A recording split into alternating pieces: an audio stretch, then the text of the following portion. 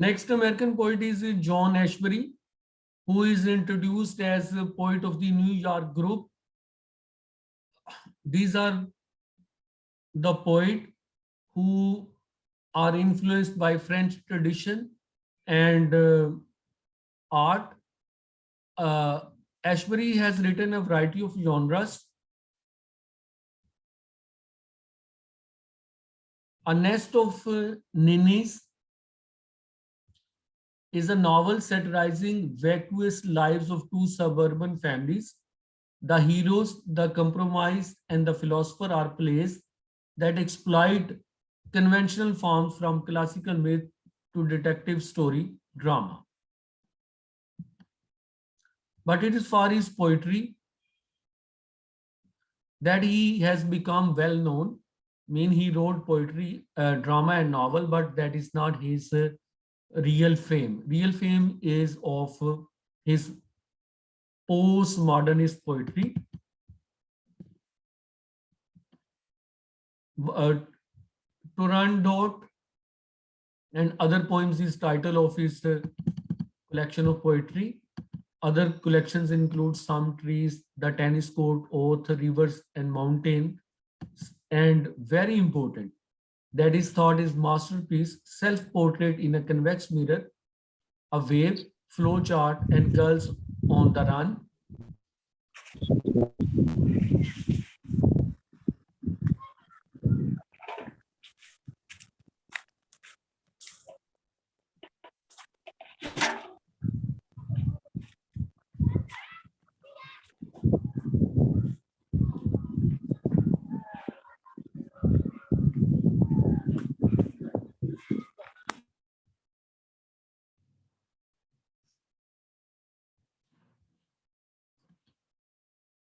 Ashbury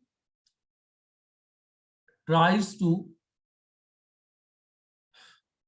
write in the tradition of American postmodernism. The Painter and the Melodic Train, these are two poems which are part of course, in which he tries to play with certain words. For example, the word prayer is played upon in the poem The Painter. And the word of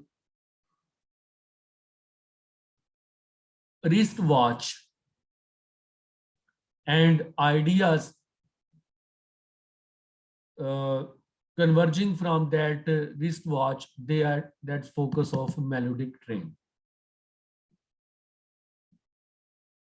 He says that most of my poems are about the experience of experience. Experience of experience mean one experience is lived experience and the other experience is recollected through poetry. And the particular experience is of less interest to me than the way it filters through me. I believe this is the way in which it happens with most people, and I am trying to record a kind of generalized transcript of what's really going on in our minds all day long.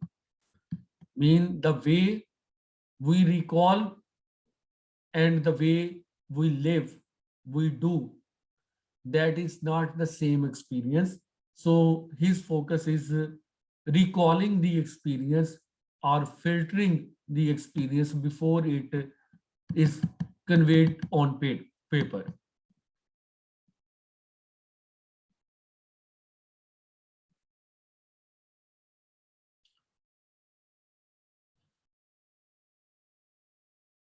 Ashbury's poetry is a poetry of absence. He has said as much himself, the carnivorous way of these lines is to devour their own nature.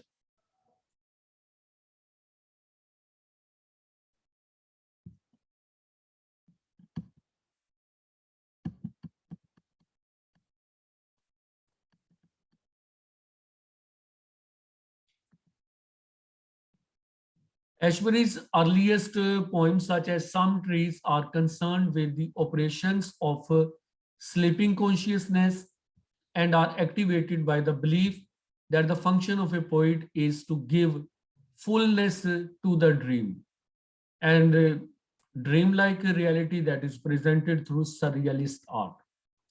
These were followed by his experimenting at roughly the same time in straight surrealism.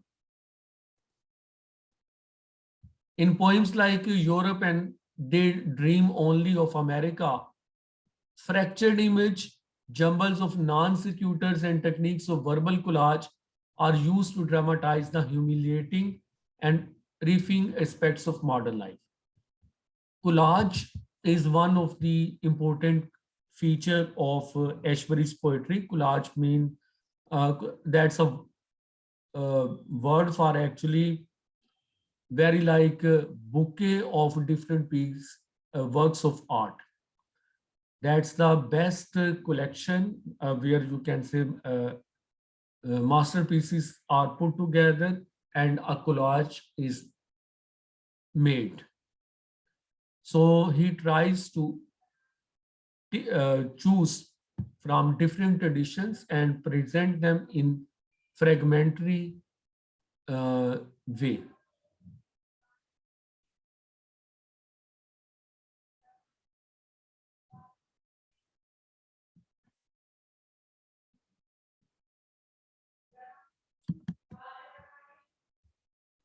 No new work, one work is entirely characteristics of his mature writing, since each new one tends to constitute an act of renewal. So, as collage is feature of his poetry, renewal is another feature of his poetry.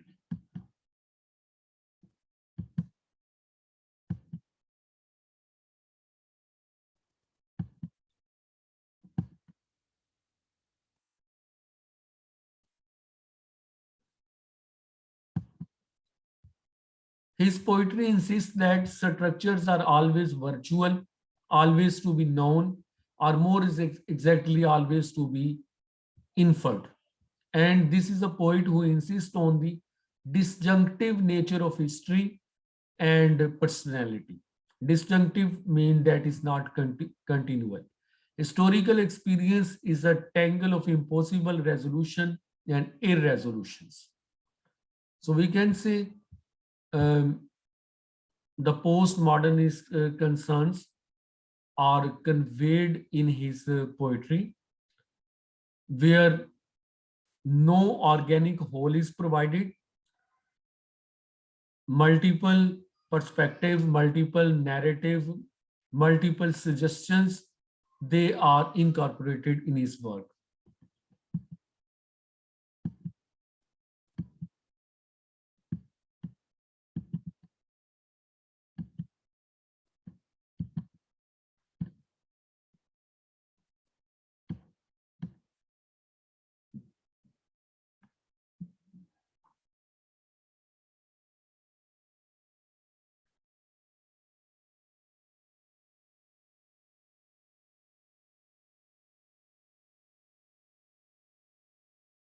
Two of his poems,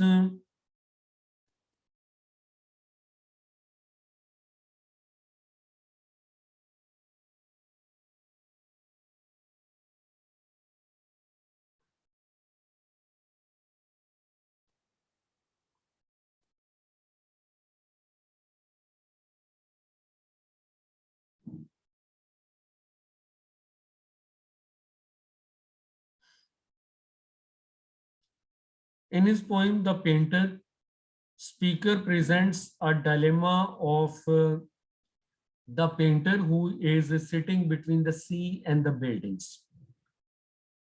Uh, Buildings stand for his past, and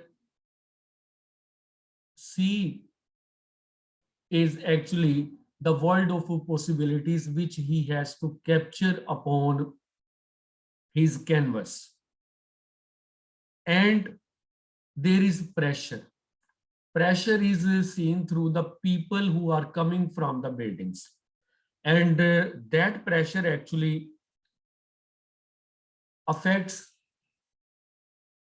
uh, selection and reselection of the painter for subject of his canvas, his moods, and his secret intentions or his mystical relation with nature, art, world, and the world of possibility, I mean, sea.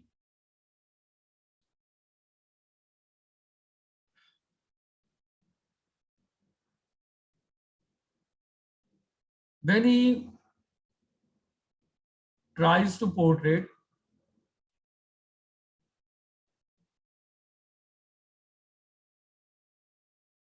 that painter has touched upon a prohibited subject,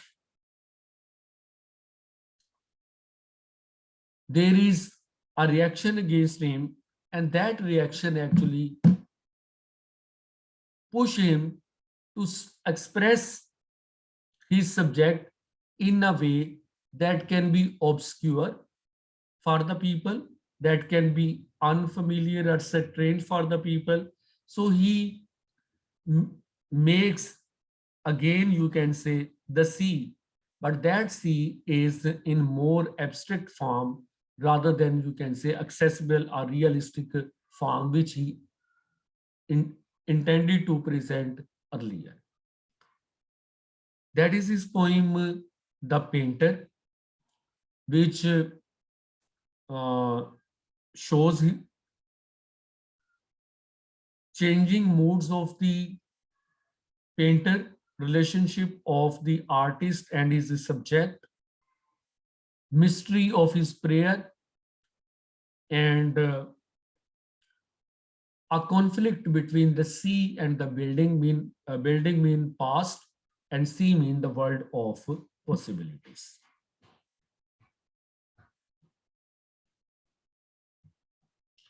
His second poem is The Melodic Train.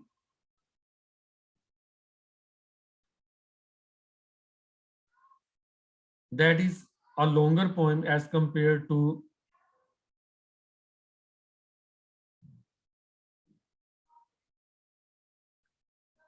uh,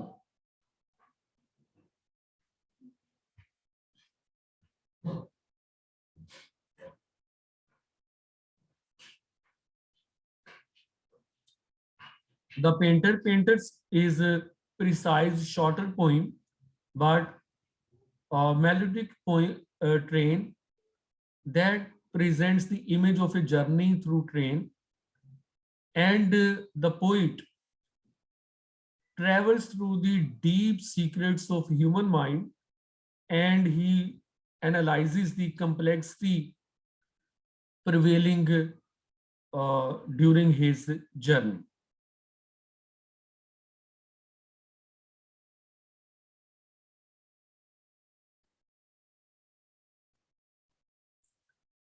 At one level, the poem is a realistic depiction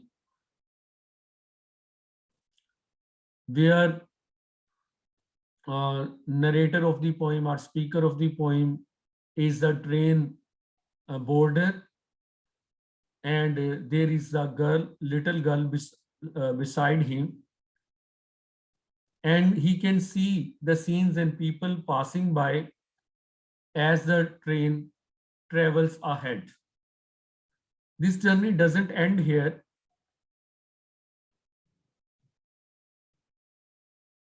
and there are reflections of the speaker which are more important because his mind is provoked consciously and consciously both to think about those happenings. Some of the things are quite relevant, significant, and important. Others are trivial, nonsense, but he does not make a selection of trivial and significance here. and he tries to capture the very working of mind which is seen in stream of consciousness novels.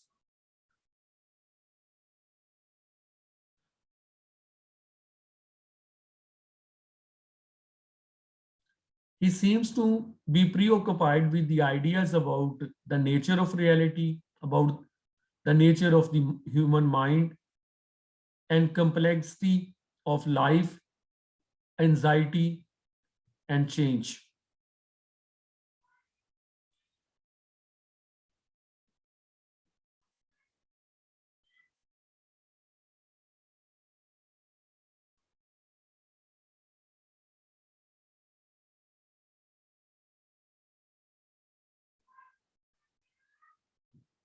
Uh, a conflict of clock time and mental time is also drawn through, um, you can say, wanderings of speakers and time kept by the girl's wristwatch.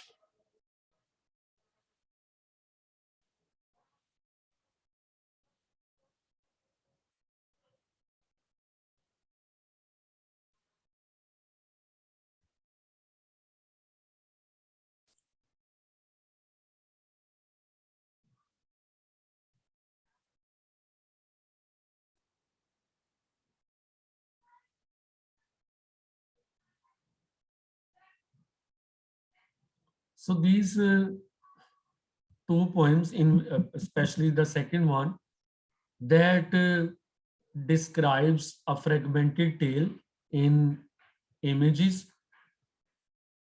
That is the feature of John Ashbery's art at artwork.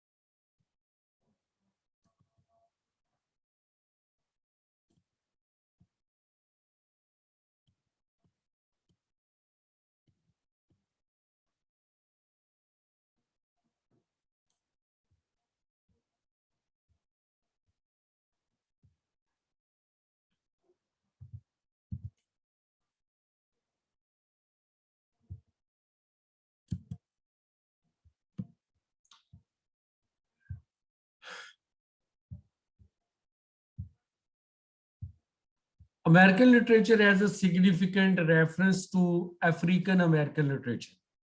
African American literature is produced by the black, the Negroes, the writers whose ancestors they were brought to America from different parts of Africa. Most of them they were sold like slaves, and in American South there was a slavery, and that slavery ultimately caused a civil war in America that is called war between North and South. At the end of war, America was reunited, slavery was abolished, and the black who were once enslaved, they became free. After freedom, we see there a culture of share plantation, mean black when they were freed, even then they were dependent. Then there were migration towards cities, migration from farms, or you can say rural areas to city, where the white black people can survive with better opportunities. They faced different racial rights, discriminations, and in 20th century, a powerful movement of their civil rights was launched by American great speaker Martin Luther King Jr., who tried to declare the dream of American forefather as a dream for African American as well. In his famous speech that is called I Have a Dream. And that is a dream of equality, that is a dream of liberty. And he thinks that one day everyone will realize that every citizen is free at last. These writers who didn't have memories of pride, rather than they have a memories of slavery, torture, brutality, low birth. Even some of them could not trace their parentage. These writers try to present themselves through a movement. That movement is called Harlem Renaissance movement. Harlem Renaissance movement that was launched in 1960s in New York. African American writers wanted their cultural pride and their cultural revival. Harlem is a town actually in New York, and that's why this movement is called Harlem Renaissance movement. Langston Hughes, whose famous story you read in first year English book, Thank You, Ma'am. And he is known for his best poem, What Happens to the Dream Deferred. And he is one of the best lyrical African American poet, an African American dramatist and short story writer. Zora Neale Hurston, another great African American novelist. August Wilson, who is the best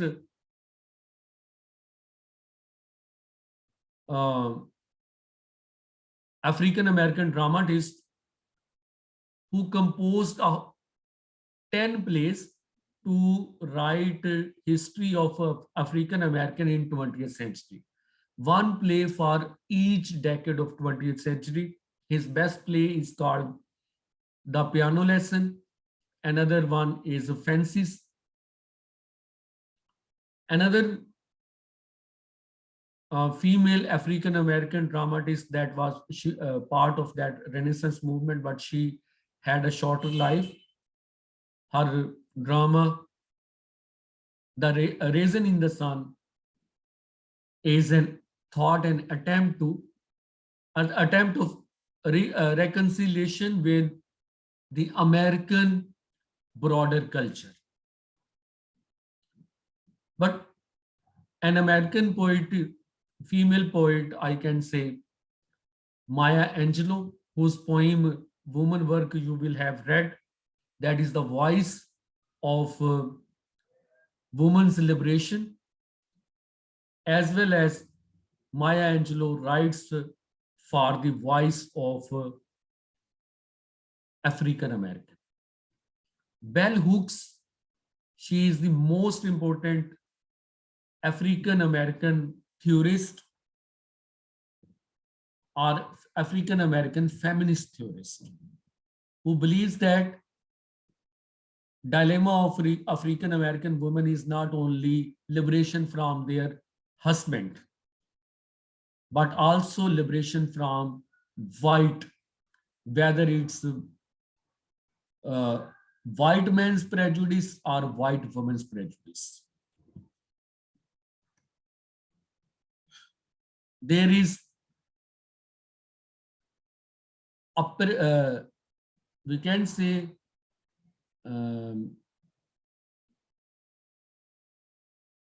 a fatherly figure in African American literature. That character is or that writer artist is Du Bois.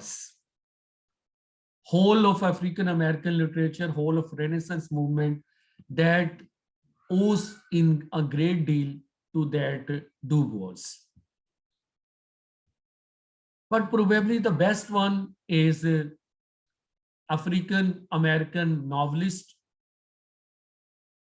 who has recently died. I mean, Toni Morrison, and she is a Nobel Prize winner, novelist known for her novels Paradise, Sola, Beloved, and above all, her masterpiece, Jazz. If any novelist can be said to have a project to similar that of August Wilson in drama, it is surely Toni Morrison. She claims, for me, in doing novels about African Americans, I was trying to move away from the unstated but overwhelming and dominant context. Move away from the overwhelming and dominant context that was white history, and to move it into another one, mean the history of African American. Her work can be seen as an attempt to write several concentric histories of the African American experience from a distinctively African American perspective.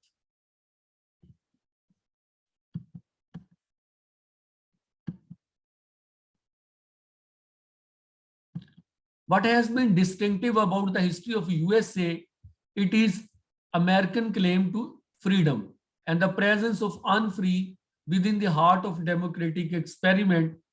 This was and remains a nation of people who decided that their worldview would combine agendas for individual freedoms and mechanism for devastating racial oppression.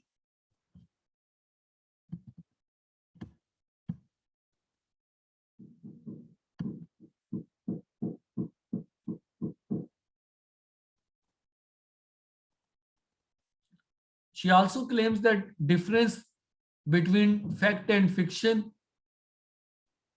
is not the crucial difference for her, but the distinction between fact and truth is more important. The search for truth began with her first novel, The Bluest Eye, that has a simple premise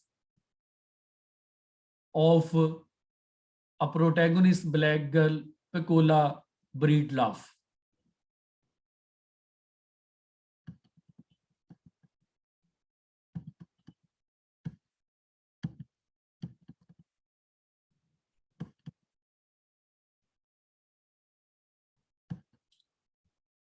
She also projects the psychosocial consequences of racism, which she calls silence and evasion.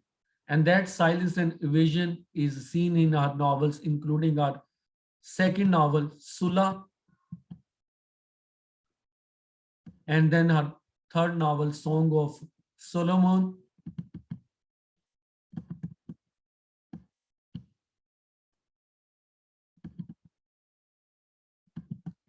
Her fifth and important novel so far, Beloved, Morrison took the core of a real story she had encountered while working as a senior editor at Random House, one of the best publishing house in America.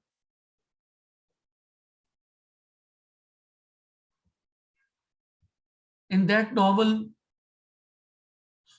actually, Seth is a protagonist who killed her own younger daughter, whose name was Beloved, because she had a personal experience of misery and she didn't want the same fate for her daughter. She was Seth was brutally raped, and it was the masters who thought they had the right on the body of their slaves. And she had an urge to save her daughter beloved from that pressure, but instead of that, she became a ghost or tormenting ghost, or very like Greek character Fury to her. Circling backward and afterwards in time before and after Civil War, the novel Beloved discloses how Seth and other characters, especially her daughter Denver and her lover Paul D, struggle with the past that cannot yet must be remembered. That cannot be remembered, but it have to be remembered.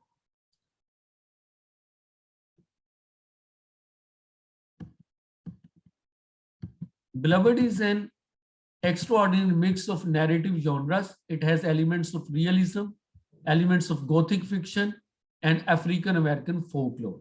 So, in this way, it becomes a wonder and it is admired. It's a slave narrative that internalizes slavery and its consequences.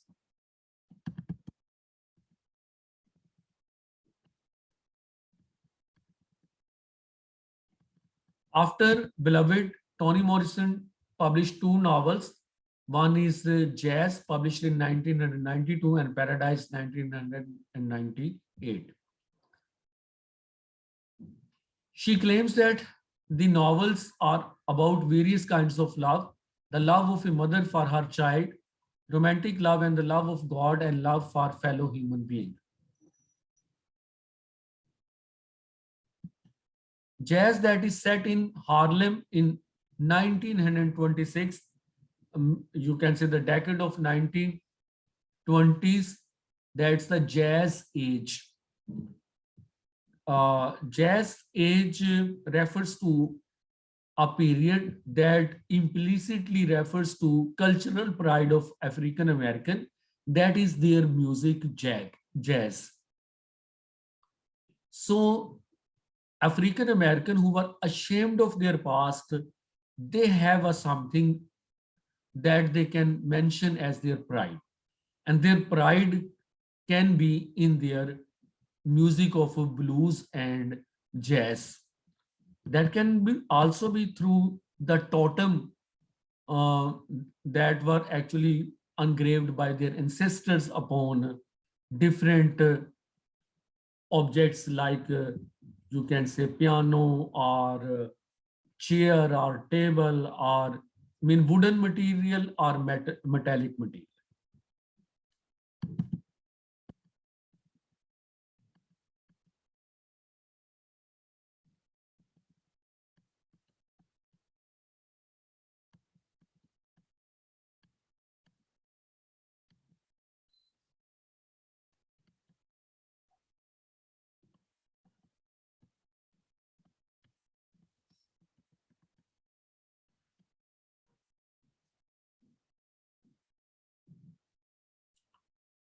Jazz is a novel of broken families and their violent impulses.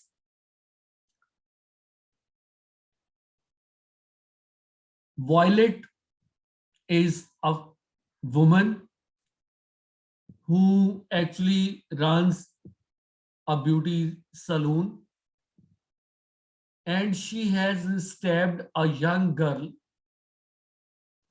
dead young girl's face, whose name is Dorca. And Dorca was killed by, or actually shot by her husband, Joe.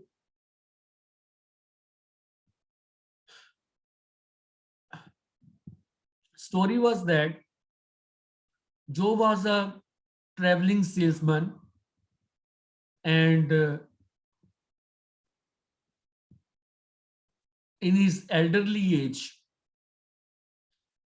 he came across with a young girl, Dorca, who had lost her parents during the Saint Louis riots, and she migrated to her uh, Puritan aunt Margaret to live with her. That she was already in need of attention, love, and care, and Joe also needed attention and love. He both fell in love with each other, and then there was a moment of indifference. I mean, Dorcas began to show indifference to